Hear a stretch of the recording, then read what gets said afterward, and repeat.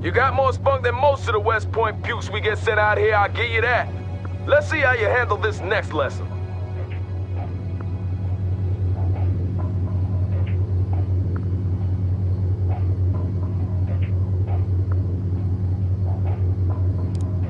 I'm gonna give you command of a Humvee. To issue orders to it, you have to select it first. And to do that, you left-click on it with your mouse. If you want to select multiple units at the same time, you can create a selection box by clicking and holding the left mouse button and then drag the box around the units you want to select.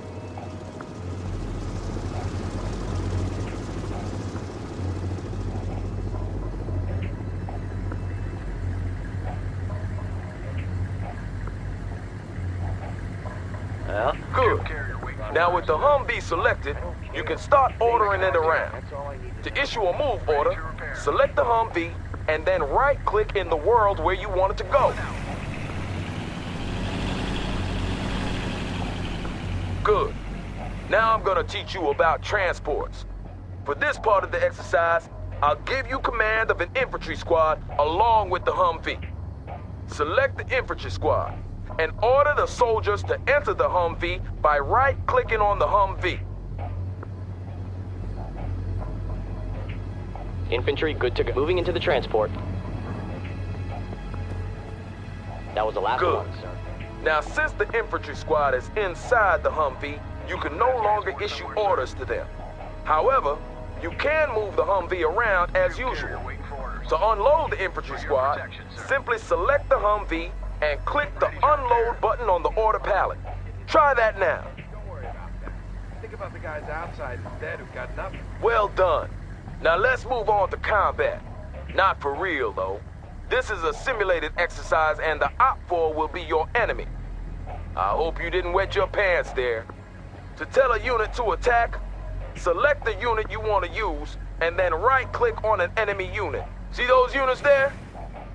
They don't seem too friendly, do they? Well, what are you waiting for? Light them up! Ready for duty. Moving out. Moving to position. Man, I wish I was on a Caribbean island right now. Ambush the enemy. Pina colada, sweet women, the sun shining. Get that soldier right on. That's the spirit, sir. They'll fear you in Germany. To really be all you can be in urban warfare, you need to make good use of the surrounding terrain. See that building over there? You can move your infantry squads inside to give them extra protection against enemy fire. Select your infantry squad and move the mouse cursor over to that building. The cursor changes to indicate that you can order your infantry squad inside.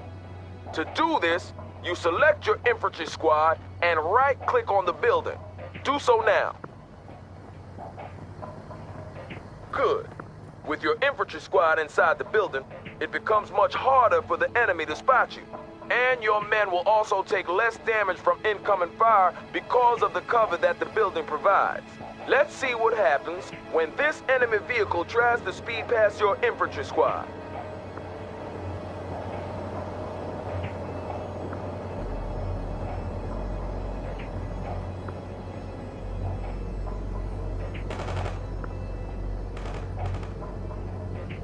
Sir, the vehicle is neutralized.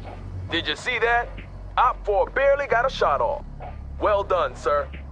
To order your squad to leave the building, select the building and then right-click anywhere outside.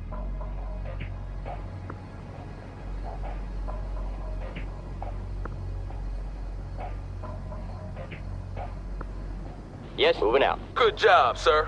Remember to seek cover with your infantry whenever possible, since they're a lot more exposed than other units. Now let's talk a little about unit special abilities.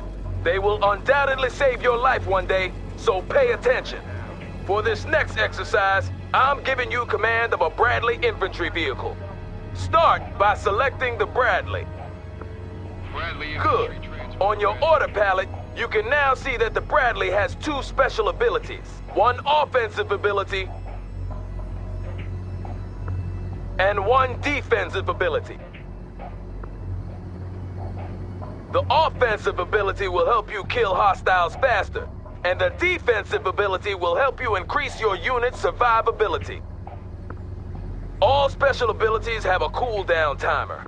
This is the time it takes for the unit to reload the required munitions or catch their collective breaths. This means you'll have to use that think box of yours to decide when to use each ability. This Humvee will only take damage from your offensive ability, so don't bother shooting at it with the chain gun.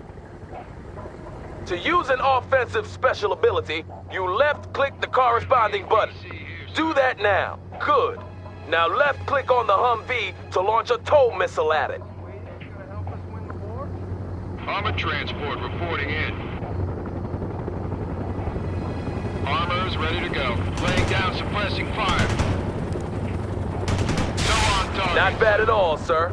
As you can see, that ability is now cooling down, and you will have to wait a certain time before a new missile can be fired. Some units also come with a defensive special ability. Your Bradley, for example, has a smoke screen that it can deploy to hide from other hostiles. It's deployed immediately when you left-click the corresponding button, so don't fire it prematurely. Most units have unique special abilities, so make sure that you learn how each one works. They are one of the main keys to gaining the upper hand on the battlefield. That's basically all you need to know about movement and combat. Keep this up and you'll be graduating from here top of your class. Then you'll face the harsh school of real combat. I'll see you tomorrow when we'll talk about command points and objectives.